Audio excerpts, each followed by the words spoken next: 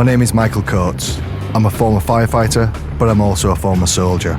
And it's the stories from the individuals within this military community that I'm desperate to document. Our next guest was born in Afghanistan in the mid-80s. After a traumatic childhood living in conflict, he decided to impact the country in a positive way.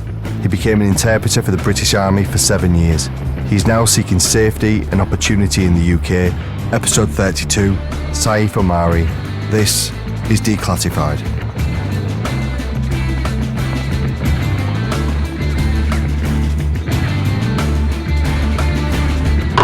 Just your earliest memory. Me and my second brother. Yeah. Yeah, we had a dog. And I remember we were going back in Takhar and Kunduz. So as a refugee at that time, it was a wartime again. Yeah, so that was my earliest memory that my grandfather got shot on the leg. Oh, really? Yeah, I remember that. In what way did he get shot? How did he? I think it was a random shot. But it was just random bullets hit his legs. Right. Yes, I remember that's my earliest memory. And where was that then? That was in northern Afghanistan. That was in northern Afghanistan. Yes. What was it called? Where was you brought up? It's Kunduz to Talakan or Takhar province. Okay. In between 78 kilometers between two cities. Ah, okay. And what was childhood like growing up? Did you feel unsafe? What was it like? Well, it was always traumatic and it was unsafe pretty much because of the so many government changes and this Mujahideens and the Najib time as well.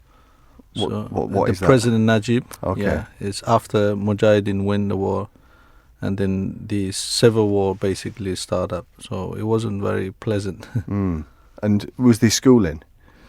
Well, I did first 2 years in Takhar province at school, and then I came back to Kunduz, start again that 2 years. Yeah. And what was the education standard like? Was the Taliban in when you was at school? That time it wasn't the Taliban. I'm talking about the phase one my life. Yeah. Yeah, it was long before Taliban. Yeah, it was a Mujahideen time, as in like when Najib government collapsed. Yeah. After that, then I started studying in Sheikh High School. Okay. That's the high school now? No, this Sheikh High School, that was grade one, basically. Right, okay. Grade one Yeah. or two, yeah. Yeah. But our books was quite different. Really? Yeah. And when we talk about like kind of a traumatic childhood, what would be included in that? Why would your childhood be traumatic? Well, first thing, the book we were studying, it wasn't one apple plus one banana, Right. equal to 3 pomegranate.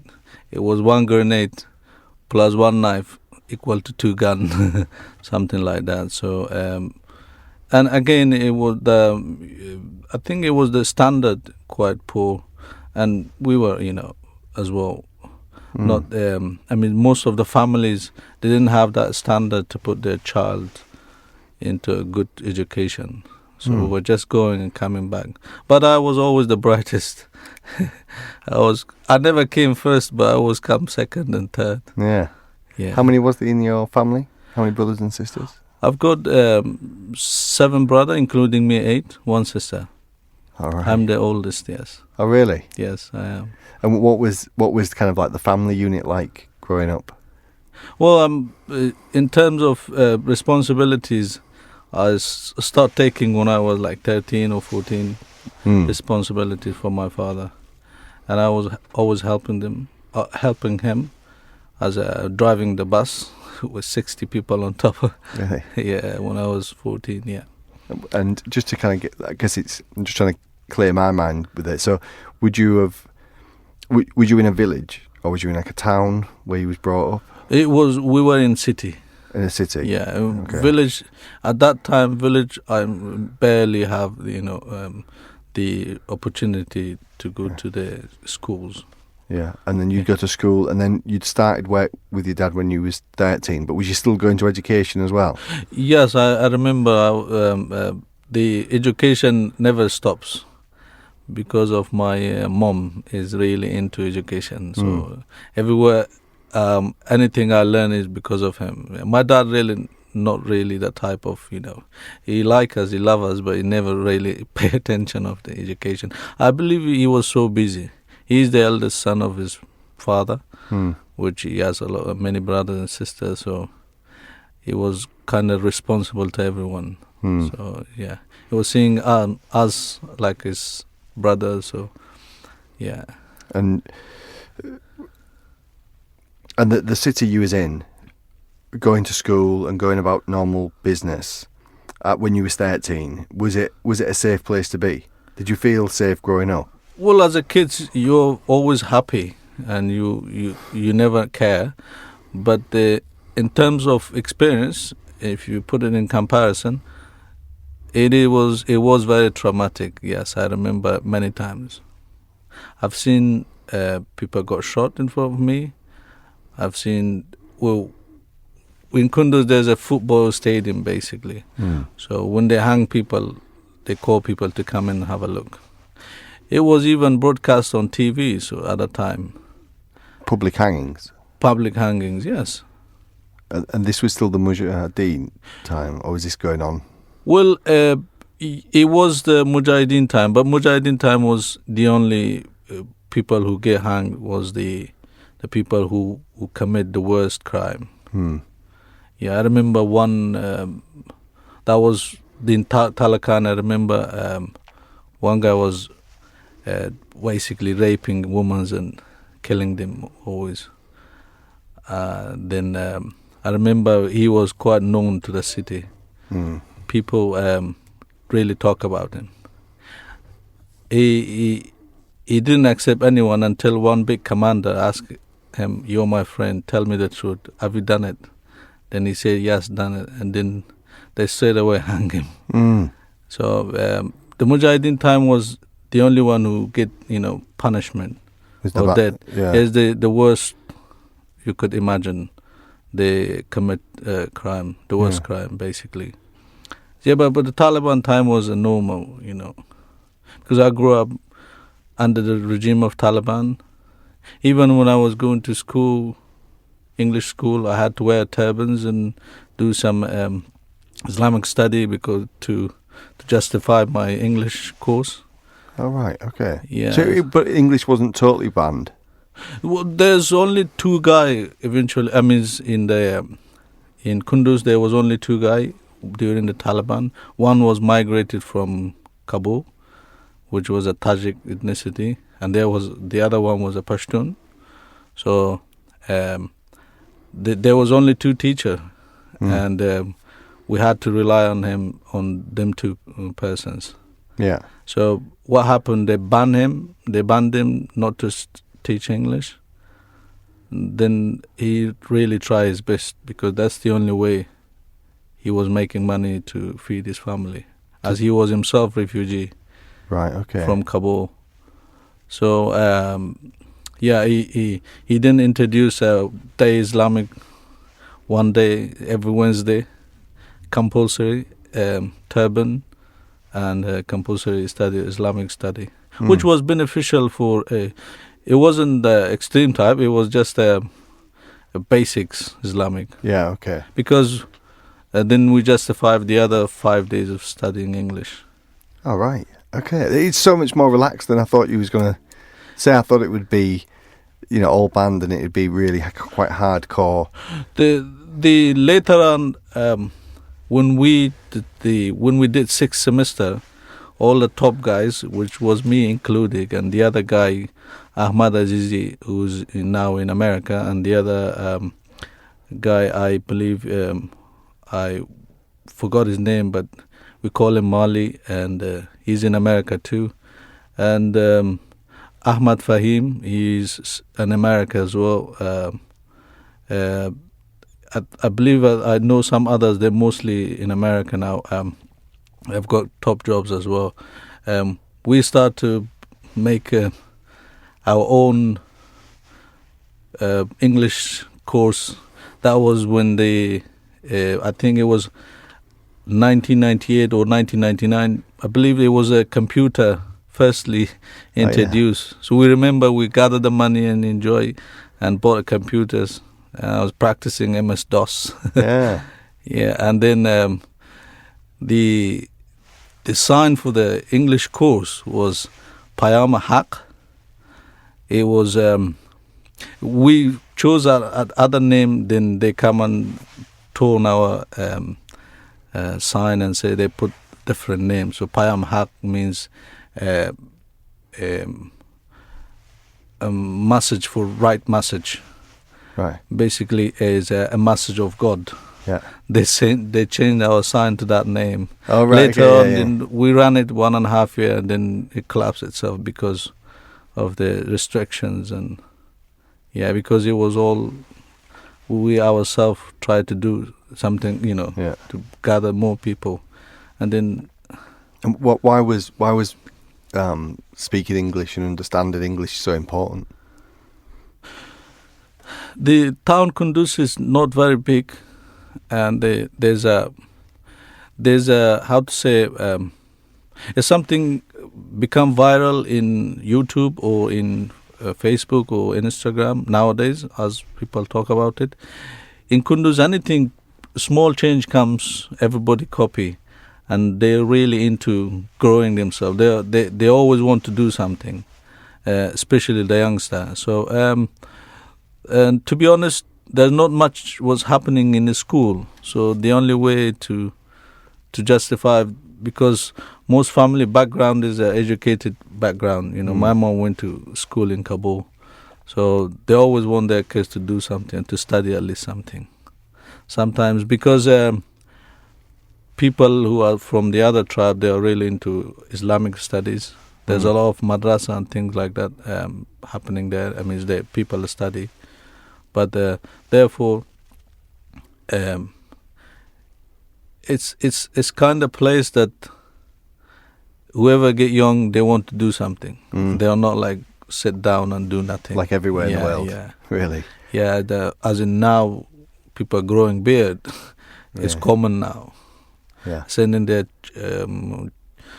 daughters to this Islamic madrasa, and eventually they get crazy. Yeah, so this is the new viral thing going on there at the moment. It's extreme. Very extreme, I believe so. Yeah, yeah. 97, roughly 97, you got engaged. Well, in that time, sir. Yeah. What was culturally? What was? Well, because I was the eldest, and the eldest son, wife supposed to help with the mum. Yeah. It happens, so it's a fatherhood thing that they want to be proud and get their sons. It's very old styles. Yeah. Yeah, but it's good. I believe it's better than tasting everything. Than yeah. It's it's different to. It's tasty.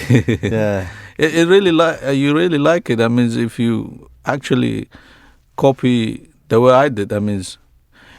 Somebody, you give it a time, 10, 12 years, and then you grow up, you still have an option to disengage. But then if you like, then you go on. So once you're into from childhood in one thing, and then you grow that chemistry. Yeah, because you were both the same age when you met.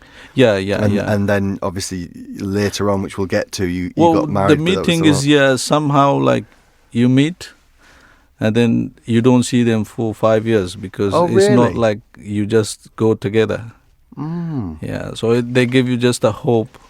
You're there and you're confirmed, and you will have someone. So we'll see you when you're 17 or 18. 18, like that. yeah. But later on mostly in our families, when they get wiser and better as a man, and then they move on to proper life. When you were getting better, you started helping your dad run the mill. What was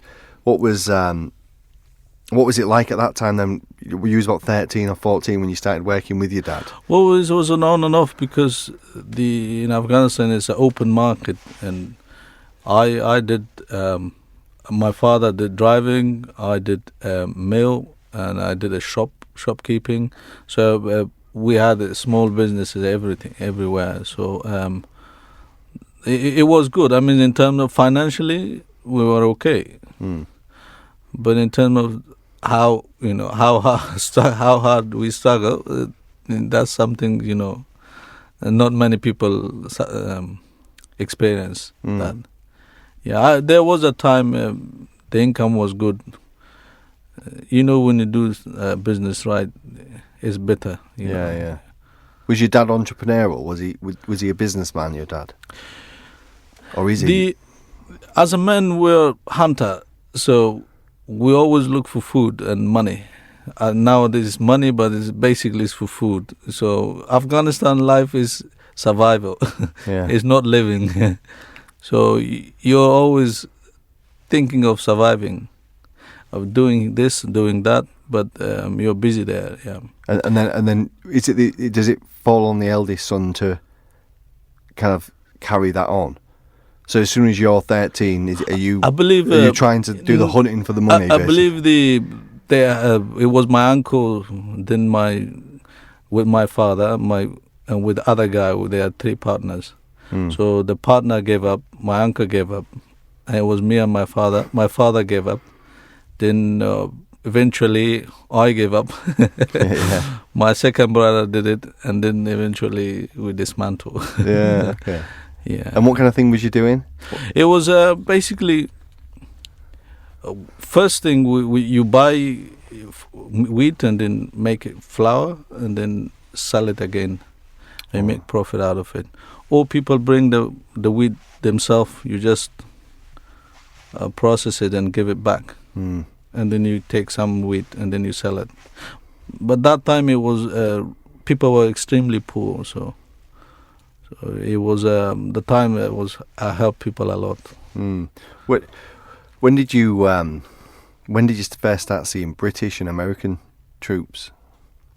I believe it was the 2 days I worked with American. It was on. That was the first time you'd seen. Yeah, late 2001. I think it was early 2003. Sorry. Yeah. Oh, so a couple of years after the first come. Yeah, they come almost 2002. Yeah. Okay. But when Kunduz, they come a bit later. Yeah. Because it takes them time to come. Yeah. And what was the general feeling like? Was it a welcoming feeling? Was it? I believe. Can you remember? When the situation is very worse, any small changes is a welcoming, and it's we hope. The idea wasn't why American coming, and the idea was how we move on. It wasn't about why America come or how they come, but obviously the leaders decide whether they come or not. But the Kunduz was zone, and it was a bit difficult for them to come as early as possible, because all the Taliban gather in Kunduz at that time. Oh, really? When they start, bombing them. So where you lived got bombed? Well, no. When they start, when they were leaving, they got bombed on the way on the highway. Right, okay. Yeah. But Kunduz, they were ready to do anything, but the number was like, they were overcrowded. How many people were there then? How many Taliban was? I believe I think it was more than 15,000 in that small city, yes. 15,000, what, Taliban fighters? Yes. After 9/11, they all gathered, they left all the front lines, came to Kunduz. And you were there? And I was there, yeah. I remember I asked one of them, give me your gun. Yeah. Give me your motorbike. He tried to do another run. What were the Taliban like? Were they mainly Afghan? Oh, no. Pakistan? I believe I've seen. Back then, when they were all gathered in the 15th. I've seen many Uzbekistani and Pakistani mostly. Yeah. The dark skin was very dark. Yeah. And then at that time I didn't know other, but I've seen Uzbekistani and Pakistani. Well, did you fear them? Yes. One time they almost sent me to frontline. Go on. Yeah, I had when I was in that mill, there was a guy who wanted to beat me up and try to overcome, bully me. Yeah. So what happened, I had a fight, and gone up, I beat him, so then I put his head in the flour, so then the commander asked me, come. Basically, they took me there, and that time punishment, all this, civilian punishment was, if anything you do, you will be sent to frontline, regardless of what have you done. That was your punishment. Oh, and when they say the front line, what was that? Where was the front line? Front line was that time between Talakan and Kunduz. And that was fighting the Americans? No, fighting the government now, this government, right. At that time, yeah. Okay, punishment from the Taliban? Was to send you to front line. It's not like you go and help them. They ask you to go fight, you can't return. If you return, they will shoot you themselves. So you come back is 0% chance. A suicide mission. Basically, it's something like they give you this idea, if you run back, we'll kill you.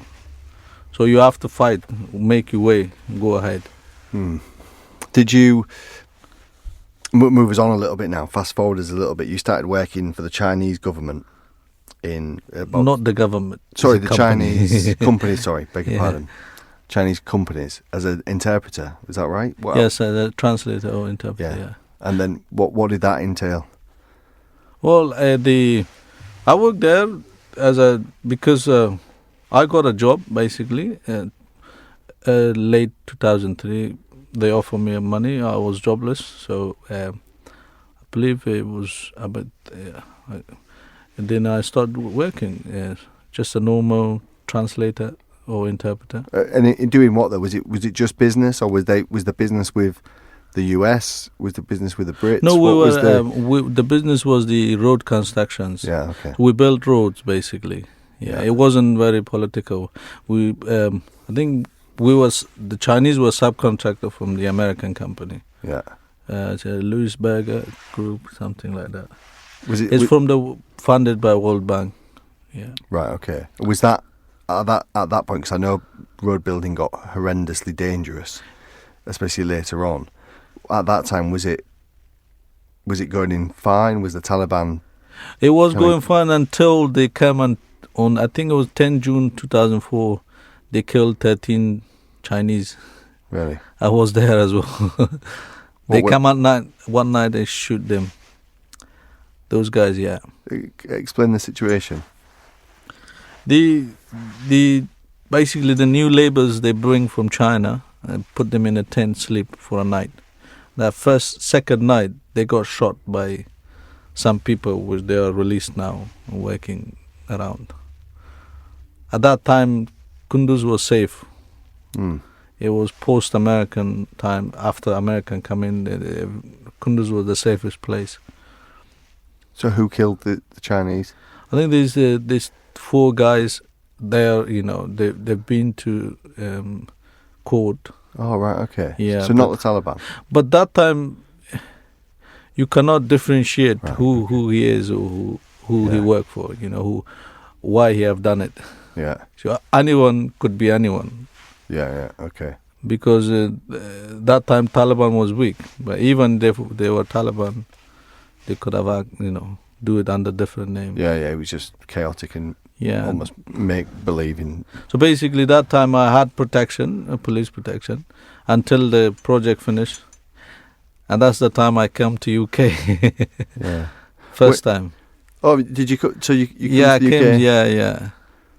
And then I got basically caught here, and they say you have to give asylum.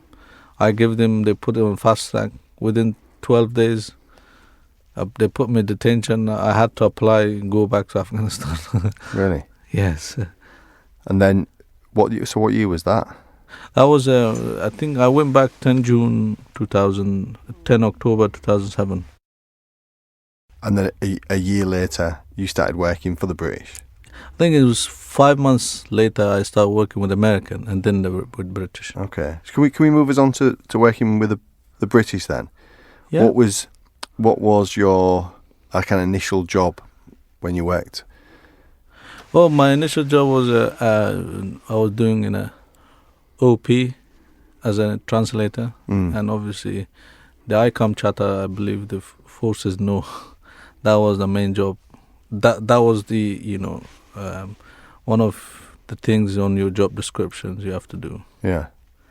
And to listen to ICOM charters. So you, and just if we go before that, what was the process? Did you have a job interview? Did you have to pass tests? Well, yes. I think I was picked out of 18. Yeah, you have to go through the test. Test was compared to American forces, it was harder.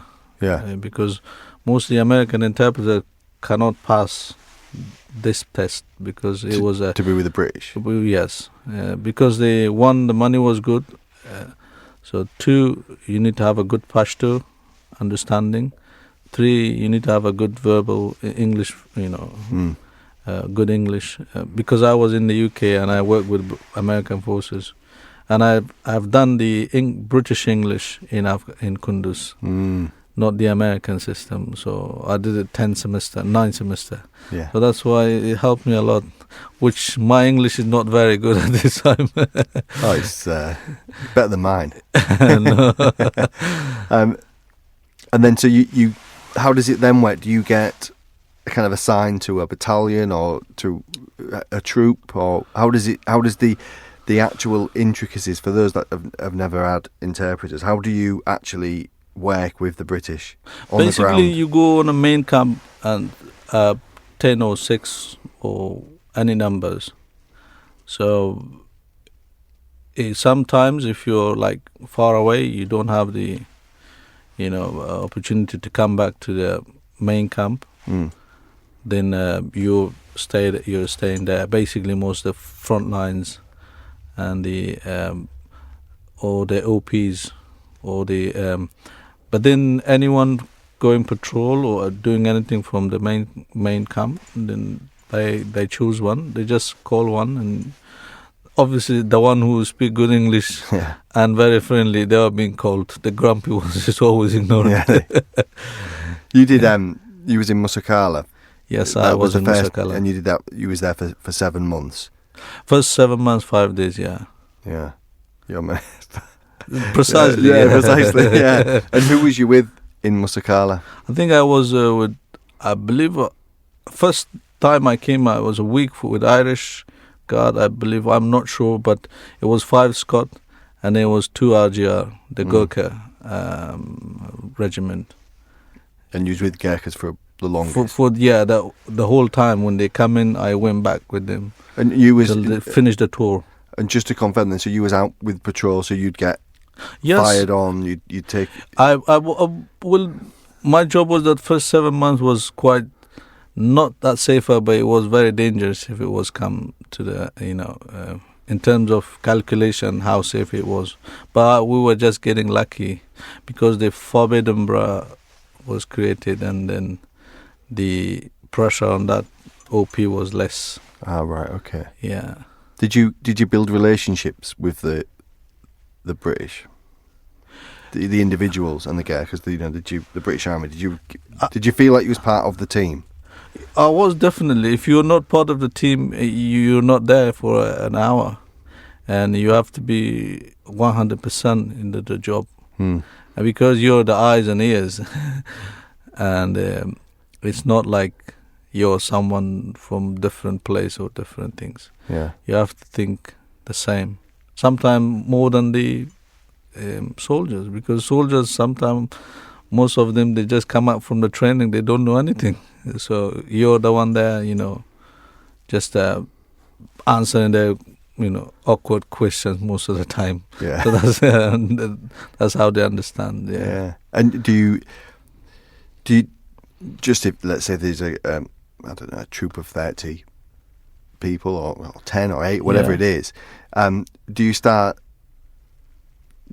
having banter with them? Do you start having jokes with them? Do you feel like you're, what I'm trying to get is, do you feel like you connected, yeah? Yes, obviously, yeah. When and you, trusted and you rely on them and they rely on you. In the army, one, it's an automatic feeling that you have to trust somebody.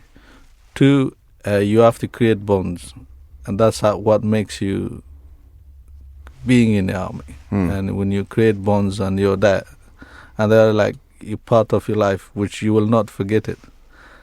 And so obviously you always have story to listen, and you talk, and most of the time is going like this. And basically when a hard time comes, people help you, or people are there, and that's the time you create the strongest bond. In adversity, when it's hostile. Yes, it is. And you went through a vast period of that. I mean, the British will come for 6-7 months and then leave. And the new guys come in. Yeah. And then you have to be with them as well. Yeah, and but for us, we have been with so many regiments, so the very common question and the awkward one was that who was better. And I was coming with laugh always and saying nothing. Because they always want to say what the interpreter thinks. Yeah, who was better? Us or them? Yeah. And within that, though, you must have built some kind of almost special relationships with individuals, because you do create bonds, especially if there's a lot of people going through. A lot of people. One thing is in common: the soldier comes 6 months and go. What we were focusing, especially people who do things right. I was not there for networking. I was there to help and be part of it, and then at the same time carry on my life and to provide myself. And my focus was, there are people that do a lot of networking when they were there, but my focus was to just do your job. Never ignore any jobs, because you can't, as in the army, translator can ignore a job. I say, I don't want to go, but a soldier, they don't. Mostly when I've seen many interpreters, when they ignore the jobs, they're being, not the best in among themselves. So therefore, I always focus on jobs and whatever I was being told, and I just carry on doing and so never ignore a command. So would you get stuck in with the guys if they were doing manual work, to maintain an area, or you wouldn't carry a weapon? Yeah, no, I wasn't carrying a weapon. Obviously, when it comes to filling bags, you spending 24 hours with them and they're filling and you're standing there. You can't do that, can you? So therefore you always help, but it's not very effective with it, filling the bags. But yeah, there was a time carrying ammunitions or helping the guy when they fall down. Yeah. With the I forgot the name. It's the orange color and the blue color. Okay. As the one with cut the signals. Okay. Yeah, I forgot the name. Yeah, it's been a long time. Yeah, so mostly it's so heavy, and the young soldier, they fall down with that 50-degree heat. So you're always there help, especially when they jump a ditch or somewhere. Therefore, there was a time, I carry ammunition most of the time. Yeah. And you're always busy as well. You have ICOM ammunition and your own food for 3-4 days. So, but you're out when the guys go out for patrol. You're out with sometimes them. You're the first, yes. Yeah. You're the second. The third is a must. You've never been at the back. Yeah. Even if you're at the back, you're slow. They will escort you to the front. You're with the commanders, because they don't want to lose you there. Yeah. It happens a lot. Some of this interpreters have been forgotten because everybody's exhausted there, and sometimes they're just going to sleep. Was you fit? Yes, I was. I can see I show you a picture. Yeah, I was fit. Yeah. Yeah. What was your because you who else was you with then? Because the thing is, we're trying to condense 2008, 2014 of you being an interpreter, and with the British. There was a lot going on. There was tour after tour after tour after tour. For you, it was just life. You're living in conflict. Since you was a child, but then the British coming in, you're creating bonds. What was your opinion of the British military? My opinion, as in a broader picture, I cannot comment. But but just in the military, but they were doing just the job being told, and then I think at that time we were doing the best we could. Yeah, means there's nothing wrong to stop a bad guy doing something wrong. You can see the result on the street, even in London. The amount of drugs cultivated there is a direct effect. Yeah. So if you don't stop them there, the poor guy will not suffer here. So is this the scenario? You're just preventing what happened in the future. So that's the role, basically, and that's what they're supposed to do. You got injured in March 2010. I believe so. How can you explain how you got injured? Well, I was I knew the attack is happening. I was listening. Then the mortar will start coming.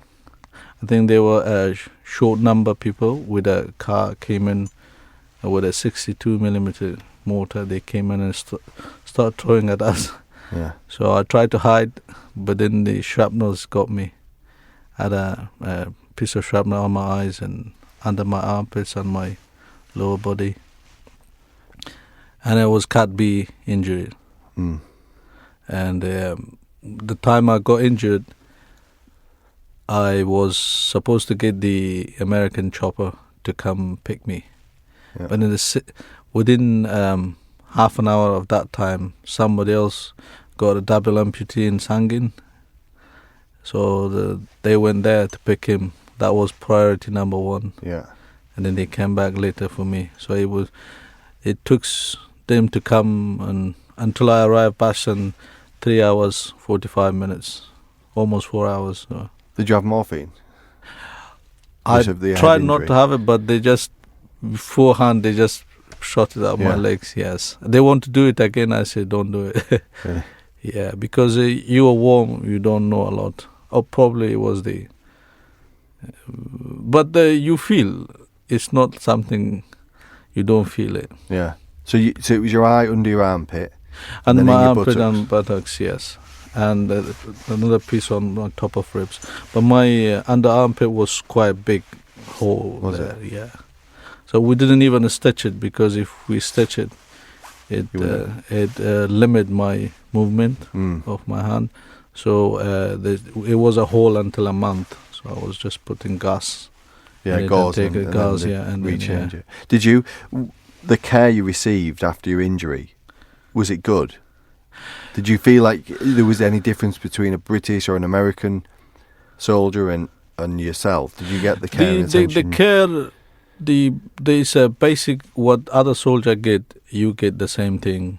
But then because they didn't have the facility to do the eyes surgeries, they sent me to Bagram Airfield.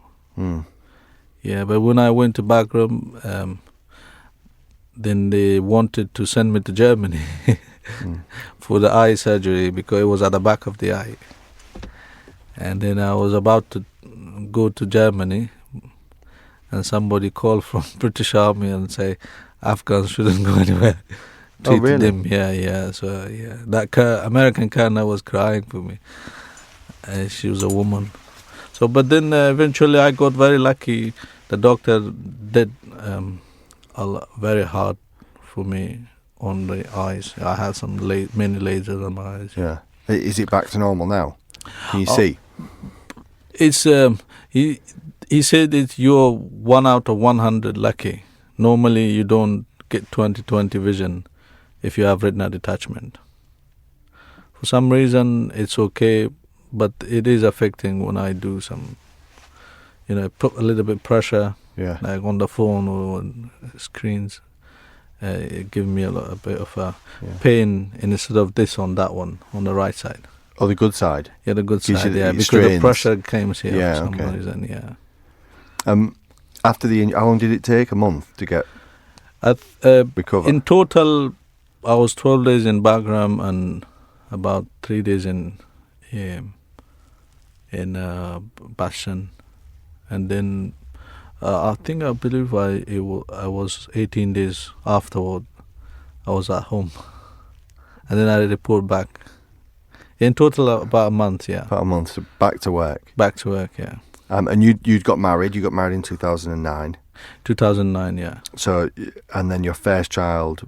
That time, my wife was pregnant with the first child. Yeah. Yeah. Were you together? She wasn't in Musakala, no? No, she was in Kunduz, no. How far is that away for you to get back? That's more than 1,400 kilometers. Right. I was basically in tour. Musakala, people think we are strangers too in there. Yeah, it's very far. And then, did you see the birth of your first child? Well, it's common here, you attend with a birth, but back home it's mostly family things. So you're not very attached and you're not going there. Yeah. You just get the news. Right, okay. And prepare money for the doctor or something. But it's mostly family because I was too busy in the army. So my role was just to be husband. All the responsibility was the father. It's a big family, so and the family do everything. And your first child, boy or girl? A girl. Girl first. Yes, girl first. Yeah. Me too. Oh, that's great. Yeah. You went back after your injury. Yeah. So did you manage to see your daughter? Not really. No, I had to call them to come to Kabul for first time. Okay. And when was how old was she when you first held her? I think she was about a month or so. Okay. Yeah, because it wasn't very safe at that time. We were very cautious. Yeah. So I tried to avoid, to travel to Kunduz, obviously because of the jobs.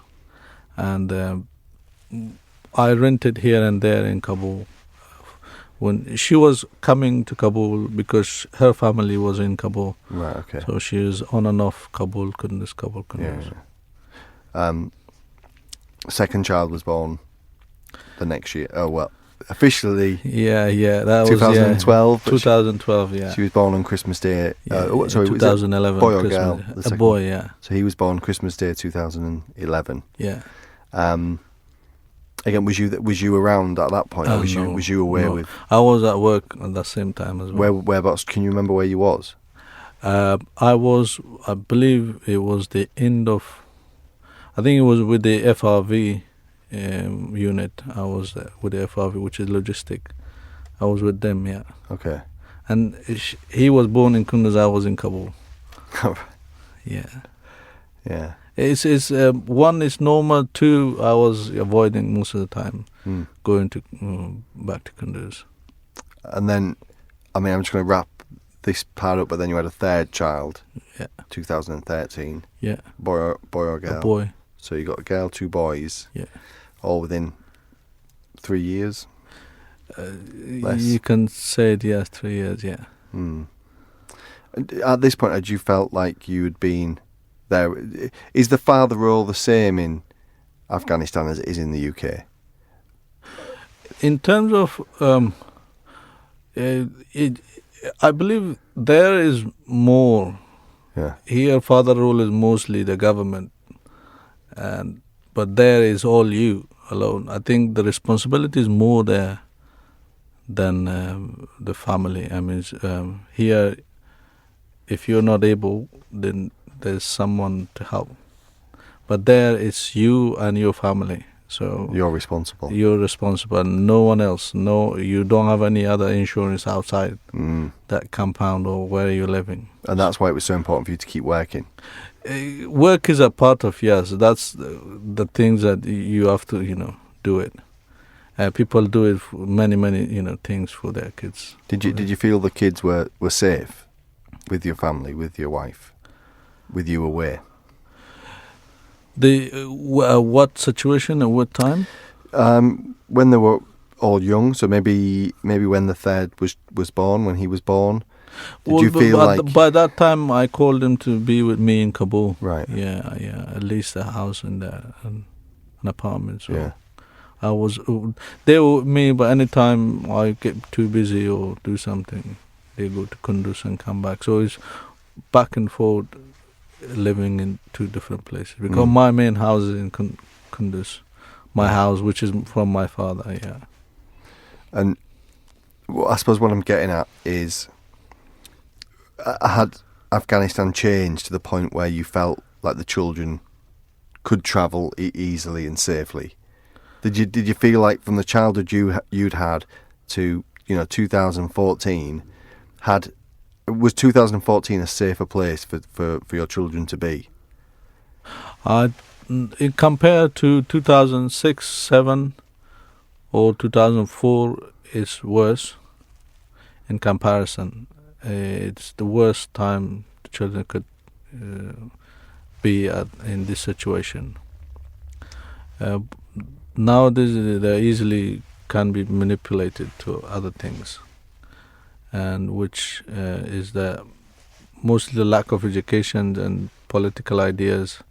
So this trend in Kunduz, it affects everyone's. You can't. If all your classmates do something, you can't avoid one guy not to do the same thing. So you kind of get habit, peer or pressure you copy as well. and feel pressure. Yeah. But yours at that time was very small. My ones at that time were small, but the safety. It's only because where I work, my past. Yeah. People in Afghanistan judge you, what you pass and where you from, or where you come from. It's not. They don't judge you. They judge your father and your work and your ethnicity. Therefore, it was the time that I thought it's not very safe. Yeah, I mean it's not very safe. That's a fact. Everybody knows that. You stopped working for the British in 2014, the end of 2014, and then in 2015 you made the journey by yourself from Afghanistan to the UK. Yeah, after I'm being terminated unreasonably. Unreasonably, yeah. And then I had no choice but to move out. Yeah. Even we were talking about redundancy. I was on the list of redundancy, but then to move here, and because of the pressure from the government of cutting all the numbers, they find any small reason just to terminate, not to get the redundancy. Was the reasoning why you decided to come to the UK, was that to do with opportunity, for safety for your children, a mixture of all these things? I believe one thing, what have you done, and I believe we deserve as interpreters, most of us did risk their life and deserve to be safer after everything happened. And the second thing is obviously for the children. Our time is gone already. Yeah, and you're over 30 and you've not done nothing apart from jobs, a bit of money. But those are not very important now. But all it is important for the next generation. How long did it take you to get to the UK? Well, it takes about 3 to 4 months, but I was in Greece, so I asked the family to come to get after I came to Greece. So they got deported from Iran once from the border of Turkey. So therefore, I waited in Greece for a bit of time. Yeah, in total, it takes a bit of time, 3.5 months for. Well, and now look, we're in 2019 now. You haven't seen your children since 2000. 6 June 2015. Yeah. And your wife died in 2016. Yeah, April. When you got to the UK, and especially after your wife died, and you've got your 3 children who were very small still, and especially then, 3 years ago, why is it so hard for you to get the kids back, to get them safe in this country, especially when you've been, you've worked with the British, and you mentioned the safety aspect now of going back to Afghanistan, and it would be a matter, when we spoke before, it would be a matter of time, or if something happened to you, and when something happened to you, and not if something happened to you. Something as in something bad would happen to you if you went back to Afghanistan. Definitely, yeah. More likely. Why is it such a long, drawn out process to get your children to you? I believe it's mainly the Home Office and not recognizing the job we have done, and I believe they just process us as someone who just jump in from the boat, and then nobody pay attention basically, and it's all this paperwork. Every letter you send, you get the response in 2 months, so it takes them very long time. But the one thing I did was wait, and I always believe that there's always a brightness after darkness. So it is the government purely not think through properly. They just thought that they have done the ex gratia scheme and they were finished, but there's a lot more people back at Kabul or in Afghanistan still suffering, which they did some sacrifice. I know a guy who did 15 years for the British Army, recently got attacked, and with his kid is still, having trouble. But it's purely the government doing very slow, and I think it's morally not right what they are doing, because in the future they will be judged what they have done eventually. You mentioned suffering a second ago. Do you suffer now? I still suffer. Today I went there and they got my name wrong. I've done the fingerprint 5 times and they still got it wrong. Do you suffer emotionally? Do you suffer? We spoke before. I've got 3 children, and I would feel, even thinking about it, in pain, physically sick. I couldn't imagine being apart from them. And as a dad, do you feel? We feel very hard and very emotional, as well as very hard, because we grow up very hard. I mean, being strong, never lose a grip. So that makes you stand and fight back again until you overcome what you wanted. What would you say your mental health was now? Did you have good mental health or poor mental health? Well, I cannot give a score or a scale, a number for it, but anyone in that situation could have a poor mental health. But mental health is something that it can get better easily, as long as things are getting right, in the right direction, and getting help.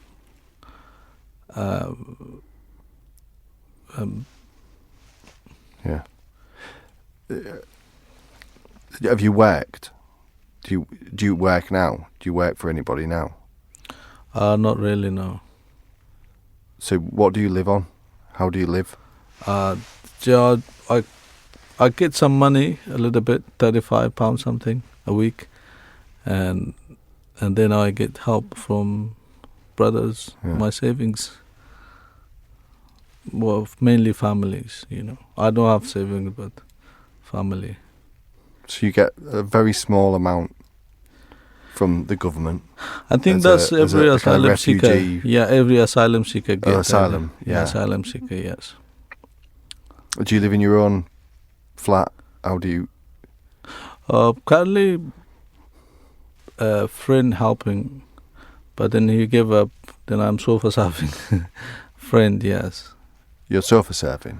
Well, a friend help, yeah, kind of. Another friend, which is with a small money, that's considered sofa surfing. Yeah.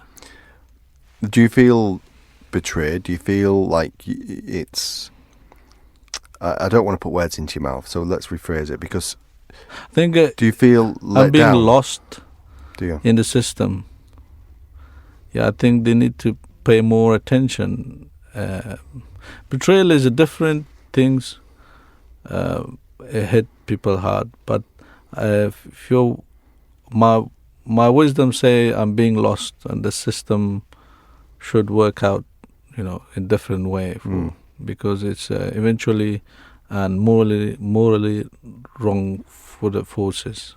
In the future, I mean, nobody will help them in terms of the like people see what happened. In comparison, like what happened to Iraq and what they interpret kids here, how they came in, how the Afghans were treated. So it's not now only. As we speak now,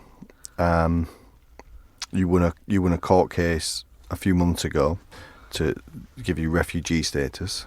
Yeah. Which will then mean there's an hour time frame. So thankfully your children will be able to join you once all of that gets crossed. But we're still looking at... That's not certain how they will phrase it. I have not received the card yet, but I just won the court. So it's after when they issue the card, they will tell me the terms, how my kids will be here. So I've not seen what restriction they will put in terms of my kids. Either they say you work certain amount of money, you bring them in, or you're refugee, so they can come automatically. Again, you have to apply for DNA and some other paperworks, and then the application, entry clearance, all these things. The 6, 7, and 8. How old are they now? I think 6, 7, 8, yeah. And they have to go through all these things, which is... Do they miss you? Do they what? I'm in contact, yes. Some of them ask me, when are you coming? I say, I'm not coming, you're coming. So I actually had a plan to move them out, but then eventually I won the case. Sounds like a ridiculous question, but are you looking forward to seeing them again? Definitely, yes. Yeah, I can't wait for that time. Yeah, can't wait. Yeah, I'm thinking. I just thinking how to see them. This is the main point, because I saw them little. Now it's damn big. Obviously, I see them behind the phone, but in actual, I didn't feel them. But I lost those 3 years, and that's something I sacrifice only purely for them. So it's like you're like the anchor, trying to hold it here to give them the opportunity. Yes, as I said, we did our hard. I could have lived very happily without involving or doing anything, just a normal sell potato, for example. And but at the same time, you don't accept yourself, don't allow bad things happen, and then you also think of future, which is the kids, and you have to give them something, at least an opportunity. Do you live for the future? That's what we are. Otherwise, we will not exist one day. No, I mean, sorry. We say we live for future. We hope we live for hopes that we fulfill. I think our lives are different, and I'm trying to put myself in your situation. And I live very much day to day and have plans for the future. Because there's so much uncertainty. What I mean is, are you wishing your life away to get to the future so the kids are with you? That's the wish, and hope is quite different. You're hoping that you live long, and wishes that are a little bit stronger. That I wish my kids were here, but I'm wishing that they should to be with me. But in terms of future, we live for futures. Otherwise, we will not exist. What does the future hold? What's your? My future is to just live happy and do good things, improve any human life. I mean, anything you can contribute. And then practically, because the kids, I are very once the kids are here with you, and you've got your refugee status and you've got the card. Is it about work to support the family? Would you then look for work? Definitely, yeah. I can't stop here, and it's not the end of the world. I mean, you suffer for a time and then you wake up and you start again. I mean, definitely I have to do something. I mean, I'm looking forward to do something better. At least I present the kids good kids for the future, and then myself, yes, definitely. It's not something I stop here, not the end of the world. But I'll have to do something. It's not easy here as well. Life is here also not easy. Yeah. If you could give any advice to someone else in your situation, maybe a few years behind you, what have you learned from? What have you learned from the last 2-3 years? One thing I've learned, patience. Whatever you want, you have to ask for it and do it in the right way. You will get it. And then stay strong and be positive. Always think of the positive way. If I have the mindset of negativity, then even when I enter here, it was a negative point for me by just entering in a very worse situation. So always keep the positive mindset and you will achieve.